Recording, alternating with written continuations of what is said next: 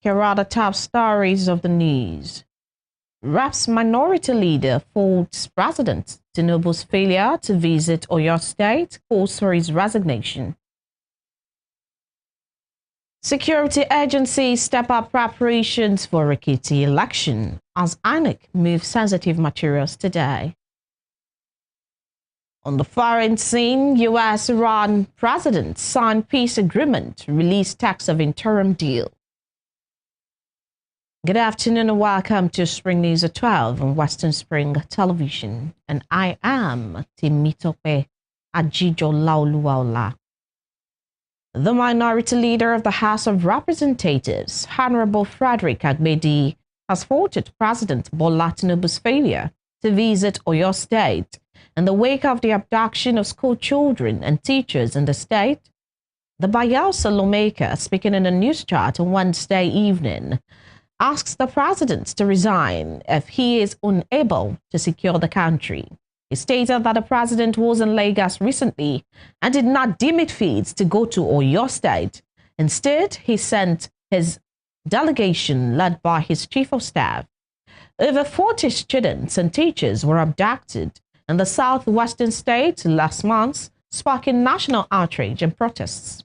Following the development, President Tinubu sent a delegation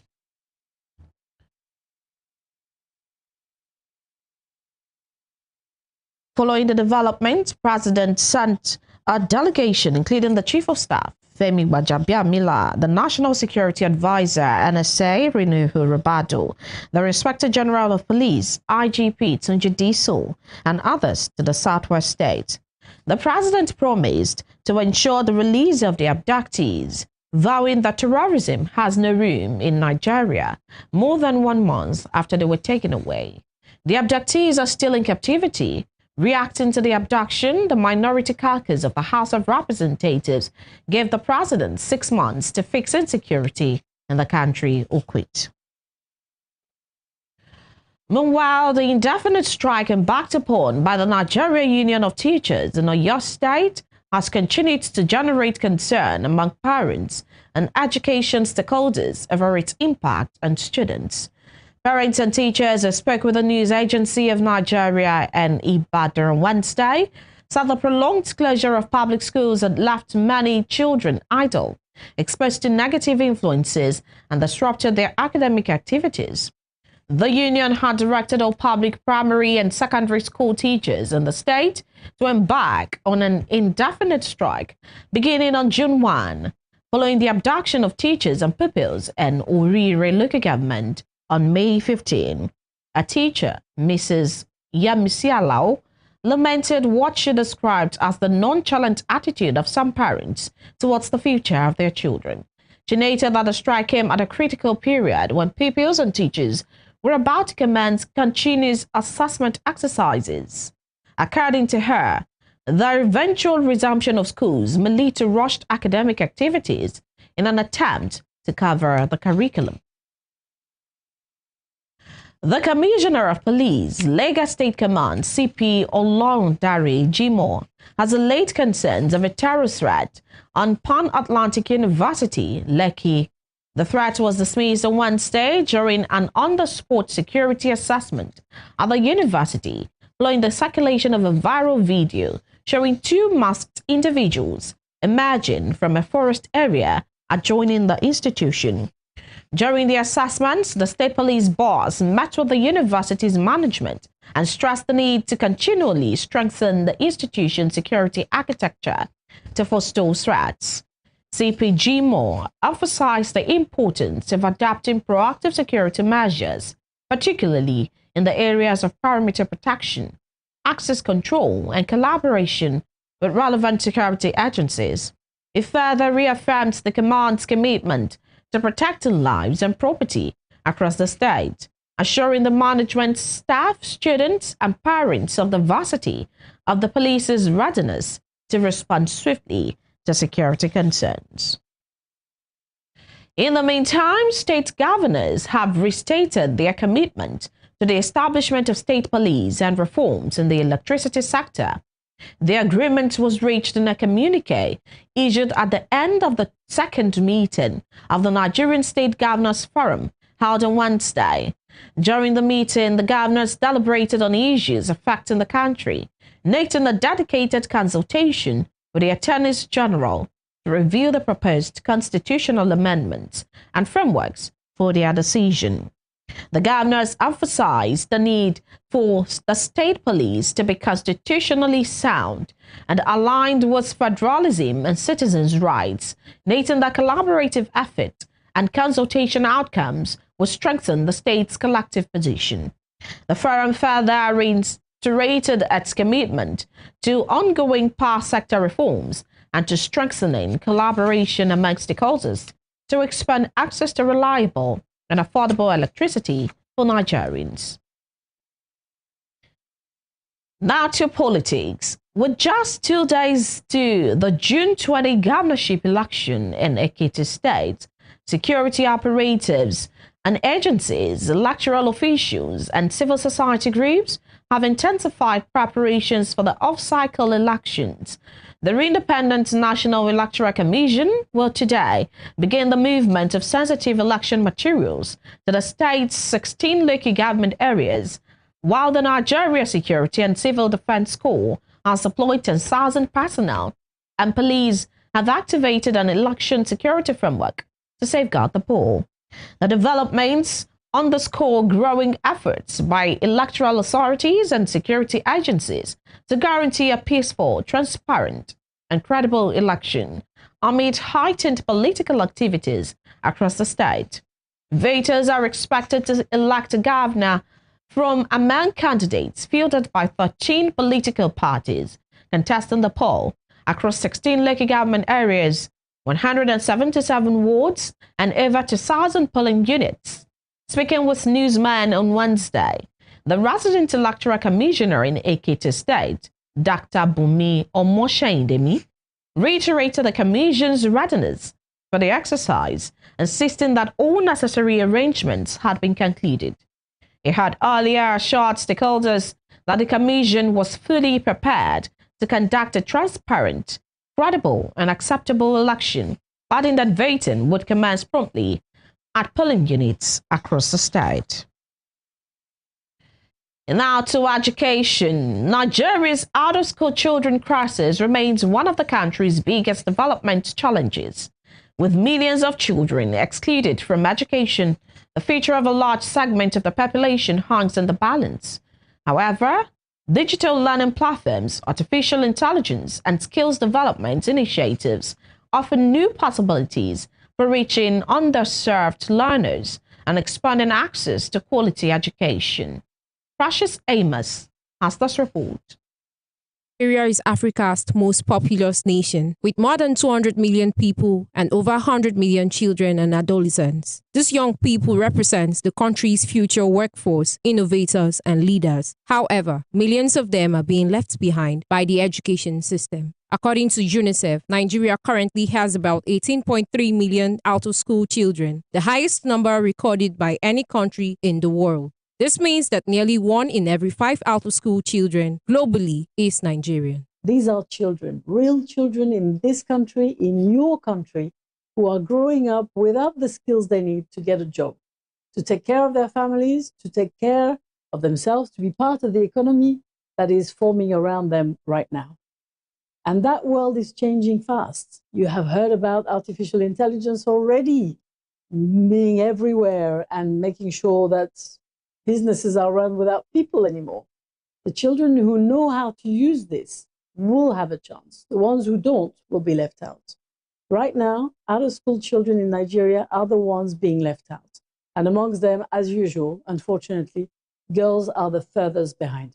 Some may ask, why are children out of school? The reasons are complex and interconnected. Poverty remains one of the biggest barriers to education. Many families struggle to meet their daily needs and cannot afford school-related expenses. As a result, children are often forced into street trading, farming, domestic work, or other activities to support household income. Insecurity has also contributed significantly to the crisis. as years of insurgency, banditry, kidnappings, and communal conflicts have disrupted education across many parts of northern Nigeria. Gender inequality is another major factor. In some communities, girls are less likely to attend school due to cultural practices, early marriage, and societal expectations that prioritize domestic responsibilities over education. Poor infrastructure also plays a role, as many schools lack classrooms, qualified teachers, electricity, learning materials, and basic facilities, making it difficult for children to remain in school. The result is a growing education crisis that threatens Nigeria's social and economic development. However, when children are denied access to education, the consequences extend beyond the individual child. Low literacy levels limit employment opportunities and reduce earning potential. Communities experience higher rates of poverty and unemployment, while the nation loses valuable human capital needed for economic growth. As concerns over this crisis grows, governments across levels as well as other bodies are being urged to ensure innovative ways to reach out to school children becomes a national priority. One of such ways is technology, which is increasingly being seen as a powerful tool for expanding access to education. In as much as there's a need for the out-of-school children to come back into the school, you need people to bring them back into the school. The trainers, the facilitators, and all that. So it is like all-encompassing. We need them to be digitally literate. And the good thing is with resources like this, UMA, NLP, the facilitators can actually have access to the out-of-school children. And it doesn't have to be like in a formal setting. It doesn't have to be in the classroom. The whole important thing is that they're getting some level of education wherever they might be. So basically, it is technology meeting them wherever they might be on the streets. And we have advocacy materials, flyers. Digital learning allows students to access educational materials through smartphones, tablets, computers, and other connected devices. Instead of relying solely on physical classrooms, learners can study anytime and from almost anywhere. For children living in remote communities or conflict-affected areas where schools may be inaccessible, digital platforms can provide an alternative pathway to learning. One example is the Nigeria Learning Passport, a digital learning platform developed through a partnership involving the federal government of Nigeria, UNICEF, and other stakeholders. The platform provides curriculum-based learning resources, lessons, assessments, and educational contents for students, teachers, and parents. So, since I'm using this AI helped me a lot of this pattern, so I can able to stand on my own to do some other work that I even wanted to do. Make this work easy to me like that. The platform of NLP is where we actually, aside from teaching ABCs and 1, 2, 3s, we discovered that taking other skills to teach the community, like the kids out there. Artificial intelligence, commonly known as AI, is also transforming the education sector worldwide. AI-powered educational systems can personalize learning by adapting lessons to the specific needs and abilities of individual students. Instead of a one-size-fits-all approach, children can learn at their own pace and receive targeted support in areas where they struggle. AI-powered virtual tutors and chatbots can provide guidance, answer questions, and support learning outside regular school hours. In a country as large and diverse as Nigeria, these capabilities could significantly improve education planning and delivery. Beyond traditional classroom learning, technology can help young people develop practical skills that prepare them for the modern economy. Digital literacy, coding, graphic design, content creation, data analysis, entrepreneurship, and other technology-driven skills are becoming increasingly valuable in today's job market. For children and youth who have missed years of formal schooling, skills-based learning can provide alternative pathways to employment, self-reliance, and economic empowerment. The most important thing today is we are trying to address the out-of-school children in Nigeria. Most of them are in streets. Most of them have never ever been in school. Some of them have been in school. They've dropped out as well. So as a platform like this, the NLP, this gives them like an avenue for them to access it remotely, even with a small handset. Same thing with UMA, another platform as well. So UMA is like a marketplace where you have all the skills where all the learners and the teachers can go there and actually engage on the platform. We even have resources where job opportunities on the platform as well. They can go there and have access to this. And then Yuma is also whitelisted as well. So this avenue as a development partner we have providing, supported by the government, Federal Ministry of Education, UBEC as well. We also have for the out-of-school children the new the INCAOSE, the out-of-school commission for their marjories as well. So this is very, very new. So in terms of government support, it's readily available. Experts say technology alone cannot solve the out-of-school children crisis. There is a need for stronger investments in education, infrastructure, internet connectivity, electricity, teacher training, school safety, and community awareness. Governments, private sector organizations, development partners, and technology companies must work together to ensure that digital learning tools are accessible and affordable for all children. Particular attention must also be given to girls, children with disabilities, internally displaced children, and those living in underserved communities. For millions of Nigerian children, the classroom of the future may no longer be defined by four walls, but by the power of technology. Precious Amos, Western Spring Television News. You're watching Spring News at 12 on Western Spring Television. We'll be right back after this break.